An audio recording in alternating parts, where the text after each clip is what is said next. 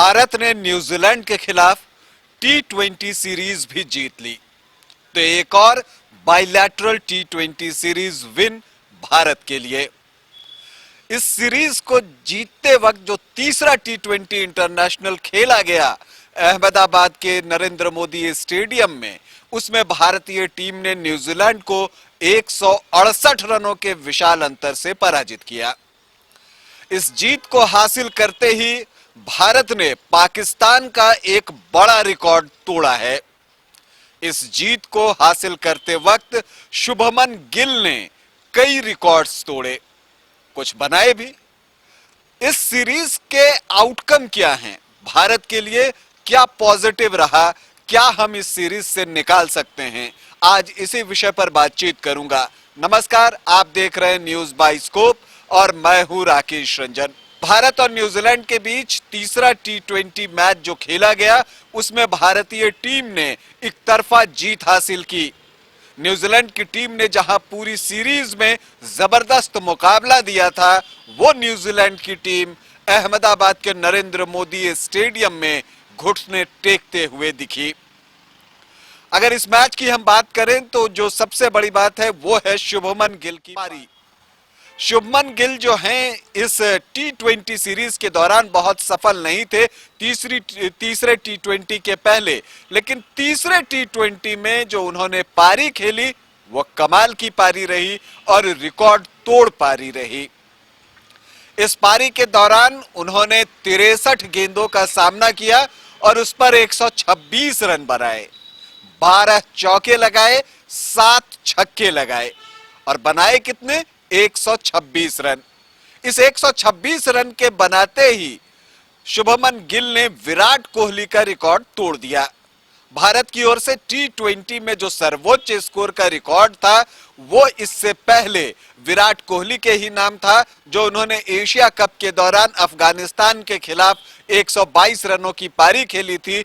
वही T20 international में भारत की सबसे बड़ी व्यक्तिगत पारी थी और उसे अब शुभमन गिल ने तोड़ दिया है और अब T20 इंटरनेशनल में एक पारी में सबसे ज्यादा रन बनाने वाले भारतीय बैटर हो गए हैं शुभमन गिल।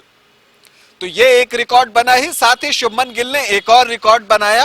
वो भारत के 5वें ऐसे बैटर बने जिन्होंने तीनों ही फॉर्मेट में शतक लगाया है। तीनों ही फॉर्मेट मतलब T20 इंटरनेशनल, वनडे इंटरनेशनल और टेस्ट मैच।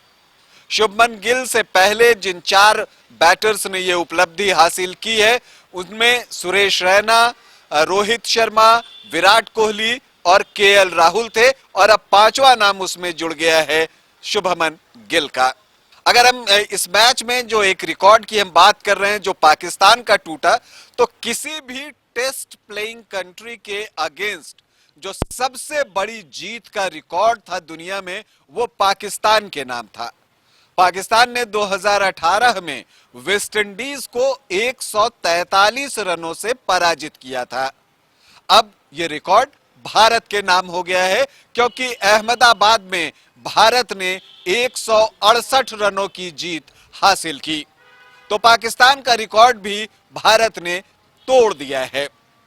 अब अगर हम बात करें इस सीरीज के पॉजिटिव्स की कि क्या क्या पॉजिटिव्स निकल कर आए, तो अगर हम उसकी बात करें तो जो सबसे बड़ा पॉजिटिव है वो है हार्दिक पांड्या की कप्तानी। Hardik Pandya captain of India, उन्होंने इस पूरी सीरीज के दौरान जो अपनी कप्तानी दिखाई, जो रणनीति बनाई, वो काबिले तारीफ रही। अगर हम बात करें हार्दिक पांड्या की तो उनका जो इन्वॉल्वमेंट है गेम के साथ, वो बहुत इन्वॉल्व होकर जो है कप्तानी करते हैं और हर छोटी बड़ी चीज का ध्यान रखते हैं। दूसरी जो उनकी कप्तानी का एक प्लस पॉइंट है वो ये है कि वो अपने खिलाड़ियों के साथ खड़े दिखाई देते हैं, उनके पीछे खड़े दिखाई देते हैं। जब रांची में पहला T20 इंटरनेशनल खेला जा रहा था और मैंने पूछा था कि क्या पृथ्वी शॉ को मौका मिलेगा, तो वो शुभमन के साथ खड़े दिखाई दिए थे और उन्होंने सीधा ही जवाब दिया था, नहीं, शुभमन गिल ही खेलेंगे क्योंकि वो अच्छा कर रहे हैं। और शुभमन गिल ने अपने कप्तान की बात का मान रखा और तीसरे T20 इंटरनेशनल में एक बेमिसाल पारी खेली 126 नाबाद रनों की।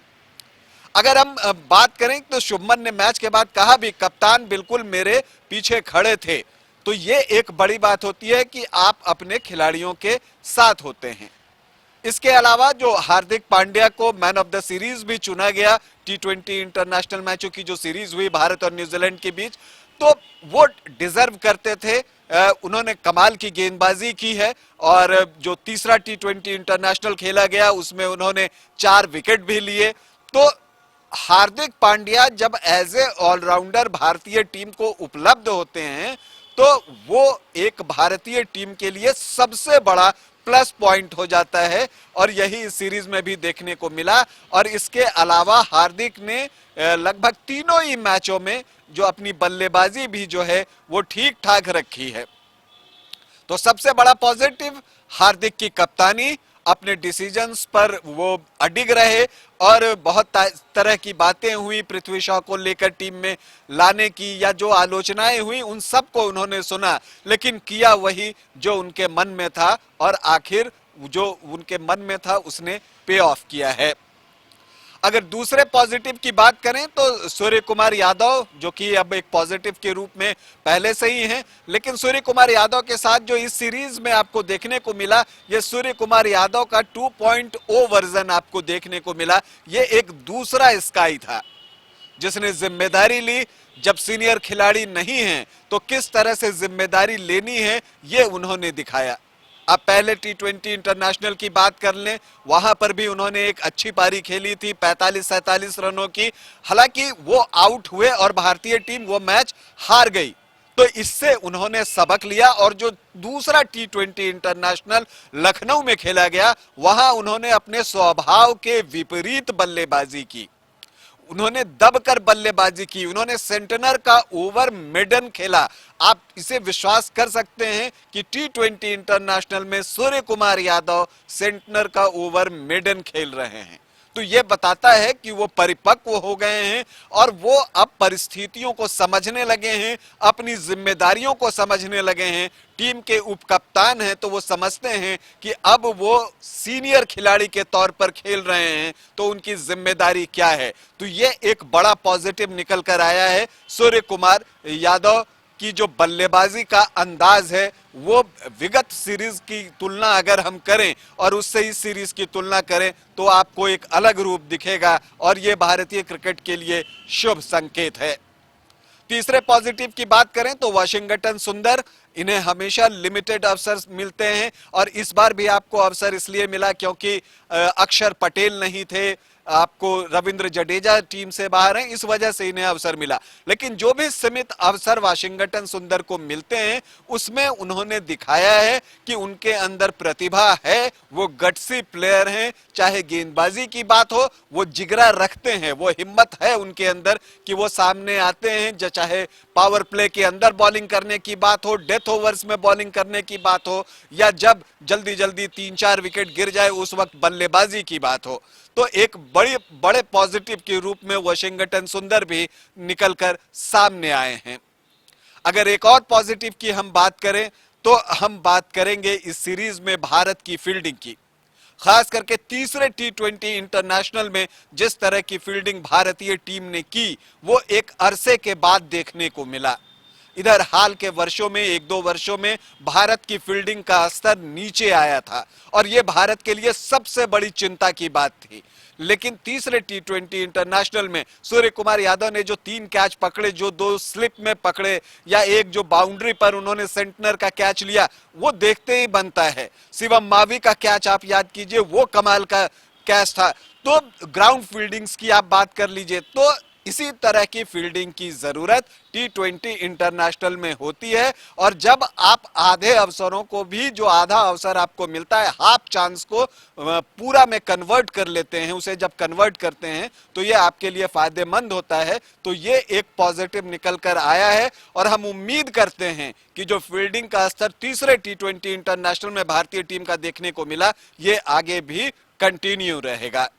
तो एक और सीरीज विन भारतीय टीम के लिए टी20 इंटरनेशनल में। अब तो मानो इसकी आदत सी हो गई है और अब ये सवाल भी फिजाओं में गूंजने लगी है कि क्या टी20 इंटरनेशनल यंगिस्तान के हवाले कर दिया जाए। इसका क्या जवाब है, ये तो इसके लिए हमें अभी थोड़ा इंतजार करना होगा। अभी के लिए इतना ही, इजाजत दें, नमस्कार।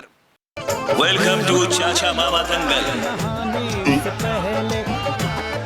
हास्य अदाकार संजय मिश्रा से गुजारिश है कि वह अखाड़े में कूदे और फुलटूस को ट्रॉफी से नवाजे।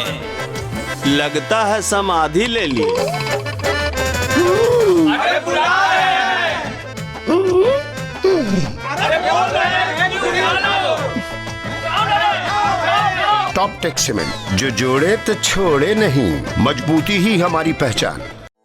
4 धामों में से एक रामेश्वर धाम सहित तिरुपति बालाजी, कन्याकुमारी, मदुरई, मां मीनाक्षी देवी और श्री मल्लिकार्जुन ज्योतिर्लिंग का झारखंड में सबसे कम दर पर सब परिवार दर्शन लाभ का अनुपम अवसर। संपर्क करें मां कामाख्या धार्मिक रेल यात्रा, केसरी नर्सिंग होम, टहला तल्ला, पिस्का मोड़, रांची।